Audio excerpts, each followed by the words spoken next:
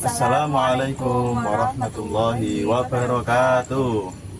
Selamat datang di podcast kita kali ini bersama saya Dewi Sinata sebagai host dan rekan saya Ya, saya Muhammad Alamul Huda. sebagai narasumber kita pada kali ini. Untuk kali ini kita akan membahas tentang topik teknik pengembangan wirausaha dalam perspektif Al-Quran. Nah, menurut Mas Yuda sendiri, bagaimana sih pentingnya teknik pengembangan itu sendiri bagi wirausahawan dalam menjalankan bisnisnya? Tentunya teknik pengembangan bagi para usahawan itu sangat penting ya. Soalnya itu kan berkaitan dengan bagaimana cara kita memanage bisnis kita supaya bisa dapat terus berkembang. Apalagi di zaman sekarang, ini bagaimana pinter-pinteran kita dalam mengkoordinir bisnis kita. Karena zaman itu semakin modern, pastinya kita harus selalu mengikuti perkembangan dari zaman gitu ya Pak. Tetapi tak lupa kita juga harus selalu menghati-hati dalam melangkah. Karena apa? Karena kalau kita dalam berbisnis itu tidak sesuai dengan pandangan syariat, itu maka akan sia-sia, tidak ada keberkahan di dalamnya. Lalu dalam ajaran Islam sendiri kan ada panduan dasar-dasar bagaimana seorang wirausahawan itu dalam menjalankan bisnisnya ya. Menurut saya, sepengetahuan saya itu ada dua, yaitu tentang niat dan bagaimana akhlak kita dalam menjalankan wirausahaan tersebut. Nah, kita mulai dari dasar dulu ya Mas, dari niat. Niat. Seperti yang kita ketahui bahwa niat adalah pondasi bagi amal seseorang. Nah, menurut Mas Huda sendiri, bagaimana niat itu bisa diterapkan oleh seorang wirausahawan dalam menjalankan usahanya? Tentu saja niat itu kan harus sebelum kita melakukan usaha, sebaiknya kita itu harus ada niat dulu. Agar apa? Agar ketika kita menjalankan usaha, kita melakukannya dengan ikhlas karena adanya niat gitu ya. Nah, di hadis Nabi juga sudah dijelaskan hadis Nabi sebagai berikut. Sungguhnya amalan itu tergantung pada niatnya, dan seseorang sesuai dengan apa yang ia niatkan. Jadi ketika orang itu sudah niat untuk melakukan usaha, pasti dia akan bersemangat dalam menjalankan usahanya itu. Dia akan bekerja keras, dia akan terus melakukan yang terbaik untuk usahanya gitu ya. Nah, apa yang dikatakan Rasulullah itu bukan hanya untuk urusan ibadah saja, tetapi juga berlaku untuk urusan muamalah seperti tadi, kegiatan berwirausaha atau bisnis. Itu jika kita ada niat di dalam hati kita, pasti kita akan melakukannya dengan bersungguh-sungguh. Jadi niat itu benar-benar fondasi dasar ya bagi seorang wirausahawan. Yang paling dasar itu niat. Oke, lalu selanjutnya berinteraksi dengan akhlak. Oke, seorang wirausahawan harus senantiasa mempunyai akhlak yang baik karena dari Islam itu sendiri akhlak merupakan suatu tujuan dari Islam dan merupakan dakwah dari Nabi Muhammad SAW itu sendiri. Nah, apa akhlak dasar yang harus dimiliki oleh seorang wirausahawan dalam menjalankan bisnisnya itu sendiri, Mas, menurut kamu? Jadi kalau berbisnis itu kan tadi katanya Mbak Dewi kan harus ada berinteraksi dengan akhlak. Yeah. Kalau menurut saya akhlak-akhlak yang harus dipunyai oleh seorang wirausahawan itu ya banyak ya. Ya mungkin ada kejujuran, mungkin ada etos kerja yang tinggi. Ya kita dari yang jujur dulu aja. Jujur. Nah, dalam mengembangkan sebuah bisnis atau wirausaha, seseorang hendaknya harus menjunjung tinggi kejujuran, karena kejujuran merupakan akhlak utama yang merupakan sarana yang dapat memperbaiki kinerja bisnisnya, menghapus dosa, dan bahkan dapat mengantarkannya ke dalam masuk surga pastinya.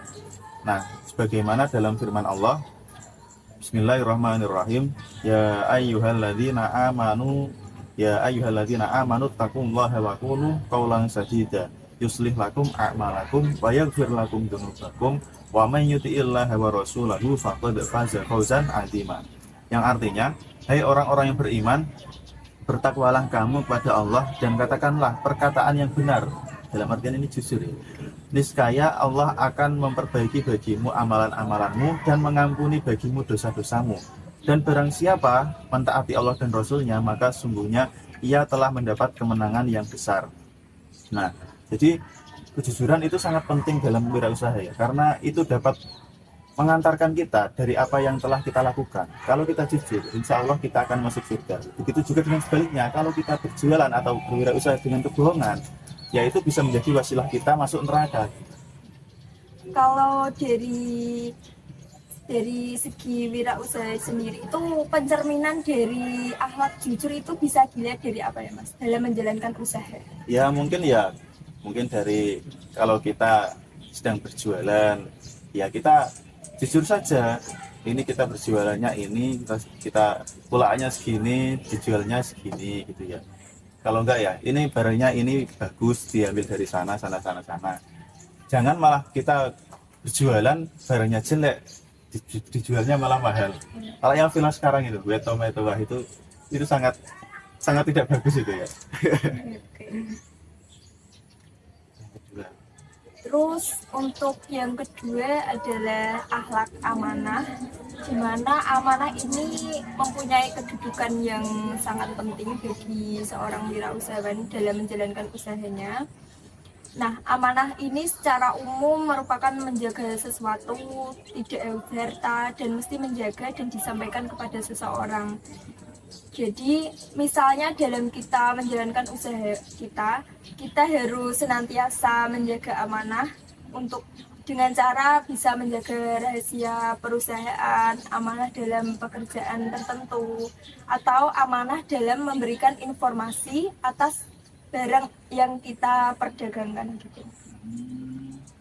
Jadi ya kurang lebih sama kayak jujur tadi ya Mbak. Iya. Ya selain jujur kan kita harus juga amanah. Karena kalau kita sudah amanah, insya Allah orang-orang itu pasti akan selalu percaya dengan kita gitu. Kalau kita sudah tidak dipercaya sama orang, ya mau gimana kalau kita usaha, pasti akan bangkrut. Jadi kita harus menjunjung tinggi ya. Tadi kejujuran, yang kedua amanah, itu harus prioritas juga itu. Dan poin penting dari akhlak amanah ini, kita bisa menjaga hak-hak Allah dan juga hak manusia, sehingga kita tidak lalai dalam menjalankan kewajiban kita sebagai hamba Allah. Dengan kita amanah, kita berarti menjaga hak-hak kita, hak-hak manusia dan hak Allah. Ya selain dari jujur dan amanah, alangkah baiknya kalau kita sedang mengembangkan bisnis itu juga harus toleran juga. Nah, orang yang toleran itu akan memudahkan seseorang dalam menjalankan bisnisnya. Salah satu manfaat dari toleran itu diantaranya mempermudah terjadinya transaksi, mempermudah hubungan dengan calon pembeli, dan mempercepat perputaran dari modal kita dalam berbisnis. Nah, Allah berfirman, "Wata'awanu 'alal birri wat taqwa wa la ta'awanu 'alal ismi wal udwan wattaqullaha innallaha syadidul iqab." Yang artinya, dan tolong menolonglah kamu dalam mengerjakan kebajikan dan takwa, dan jangan tolong menolong dalam berbuat dosa dan pelanggaran, dan bertakwalah kamu kepada Allah. Sungguhnya Allah amat berat siksaannya.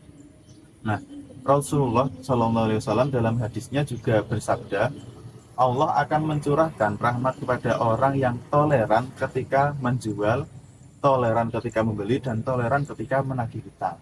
Jadi toleransi ini juga diperlukan, bukan hanya dari penjualnya tapi juga dari pembelinya. Harus saling menghargai, harus saling tolong menolong, harus saling jujur lah intinya, harus saling berkaitan antara pembeli dan penjual itu harus selalu baik-baik saja, jangan ada konflik gitu. Kemudian selain itu juga ada dalam kita berbisnis itu harus menempati janji. Nah, Islam itu agama yang sangat menganjurkan penganutnya untuk menepati janji antara sesama. Allah juga berfirman dalam surat Al-Baqarah, "Ya ayyuhalladzina amanu idza tadayantum bidainin ila ajalin musamman faktubuh." Hai orang-orang yang beriman, apabila kamu bermuamalah tidak secara tunai untuk waktu yang ditentukan, hendaklah kamu menuliskannya. Nah, jadi Al-Quran itu menunjukkan bahwa dalam kita bermuamalah atau berjual beli itu harus menepati janji. Kalau kita sudah membuat janji kepada konsumen, ya kita harus menepatinya. Misal konsumen meminta ini, kita sudah berjanji akan ngasihkan itu yang terbaik, ya kita harus mengasihkan yang terbaik itu. Jangan malah apa sih namanya, orderan yang sangat jelek-jelek itu jangan itu. Kemudian menurut Mbak Dewi itu sikap apa yang harus diterapkan selain dari sikap-sikap tadi ya Mbak ya? Oke, untuk sikap yang bisa diterapkan oleh wirausahawan, yang paling penting itu kita niatkan, kita jadikan bekerja itu sebagai suatu ibadah ya. Karena Islam memposisikan bekerja itu sebagai kewajiban kedua setelah sholat. Makanya dari itu kita harus melakukan suatu usaha itu dengan ikhlas. Maka nantinya usaha kita itu akan bernilai ibadah dan juga mendapatkan pahala. Nah, dengan bekerja kita tidak saja menghidupi diri kita sendiri, tetapi juga menghidupi orang-orang yang ada dalam tanggungan kita. Bahkan bila kita sudah berkecukupan, dapat memberikan sebagian dari hasil kita untuk menolong orang lain yang memerlukan. Jadi apapun usaha kita niatkan untuk ibadah karena akan bernilai pahala.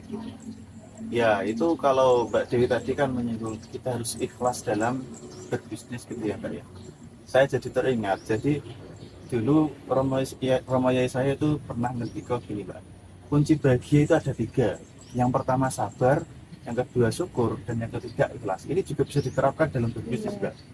Kalau kita sedang berbisnis, kita hendaknya harus bersabar. Jika ada apapun itu, ada lika-liku dalam berjualan, kita itu harus bersabar. Mungkin dagangan kita nggak laku atau apa, itu kita harus bersabar. Nah, setelah kita bersabar, kita harus bersyukur. Jadi mau berapapun yang laku dalam dagangan kita atau dalam usaha kita itu harus bersyukur. Nah, ini Allah juga berfirman, wa id ta'adzana rabbukum la in syakartum la azidannakum wa la in kafartum inna adzabi lasyadid.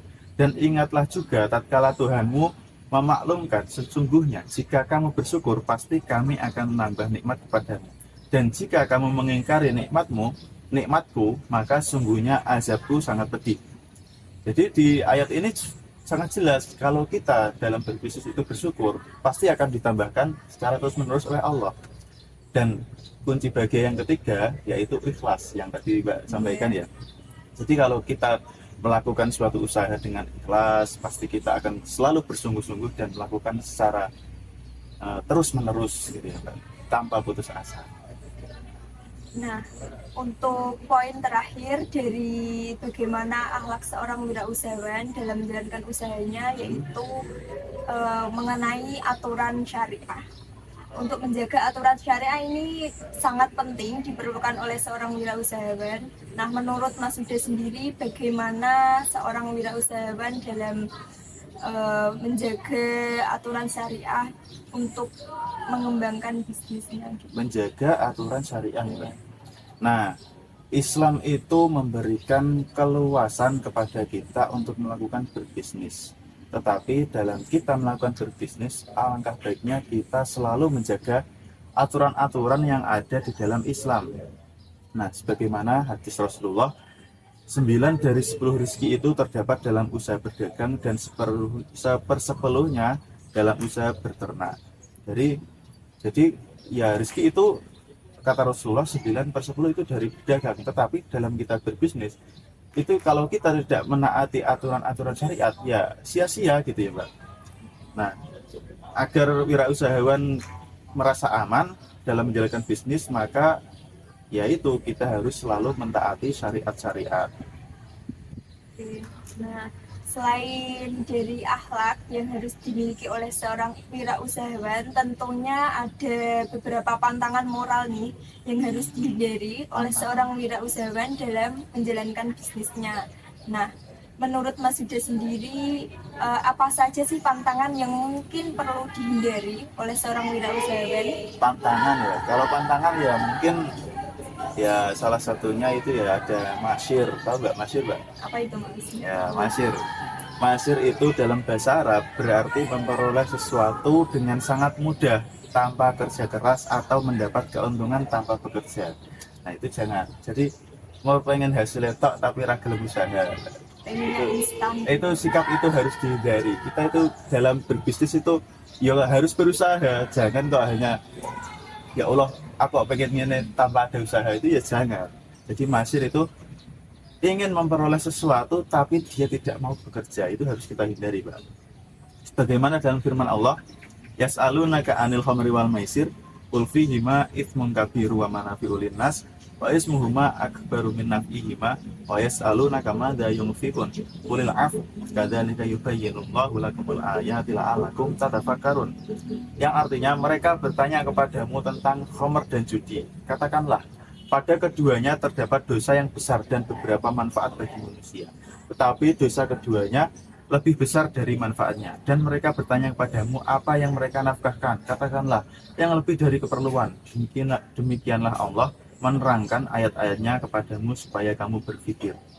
Nah, ayat tersebut secara jelas menerangkan bahwa semua bentuk perjudian atau taruhan dilarang dan dianggap sebagai perbuatan zalim dan sangat dibenci. Bisa dikatakan ya tadi, kita tidak mau bekerja tapi malah berjudi. Ya.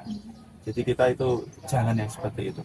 Harus, kalau kita ingin memperoleh suatu hasil, ya kita harus berusaha dengan semaksimal mungkin. Ya. Jangan dari perbuatan-perbuatan yang dilarang oleh Allah. Lanjut, Mbak. Iya. Di sisi lain ada dolim atau asusila. Dalam Islam kita sering mendengar dolim. Dolim merugikan diri sendiri dan orang lain. Kezaliman merupakan kebalikan dari prinsip keadilan. Jadi kalau kita berbisnis itu jangan dolim atau melakukan kecurangan. Sikap dolim itu sangat merugikan bagi orang lain. Mungkin kita ya tadi kan dolim itu kan berarti kecurangan, itu kan lawan kata dari kejujuran. Iya. Kalau kita postingnya itu iPhone tapi yang dikirim malah advan, itu kan dolim itu namanya. Itu sangat merugikan bagi orang lain. Itu hendaknya sikap itu harus dihindari, Mbak. Nah, kalau menurut Mbak sendiri, sikap apa lagi sih yang harus kita hindari dalam berbisnis? Sikap lain yang harus dihindari oleh seorang wirausahawan yaitu goror, yaitu penipuan. Dimana bisnis goror ini merupakan bisnis jual beli yang tidak memenuhi perjanjian yang tidak dipercaya dalam keadaan bahaya, misalnya seperti tidak diketahui harganya, barangnya, kondisinya, serta waktu memperolehnya.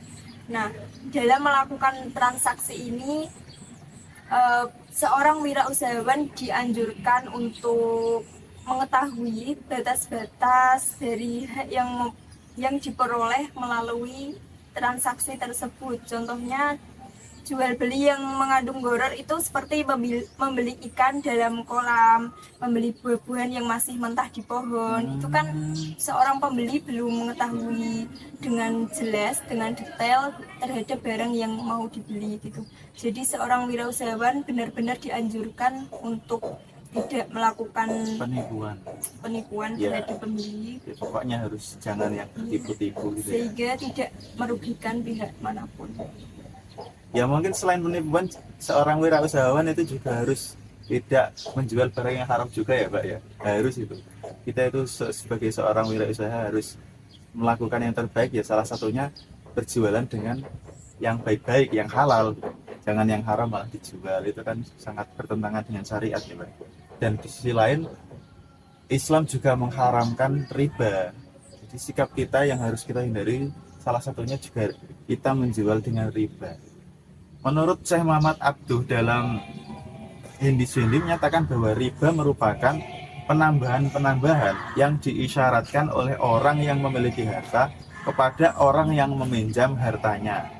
Nah, karena pengunduran janji pembayaran oleh peminjam dari waktu yang telah ditentukan, maka itu dia melakukan ada bunganya gitu loh, Mbak, ada ribanya. Nah, itu hendaknya dihindari karena itu dalam syariat Islam diharamkan, tidak boleh itu. Wa halallahu bai'ah wa harrama riba. Dan dihalalkan bagimu berjual beli tapi diharamkan riba.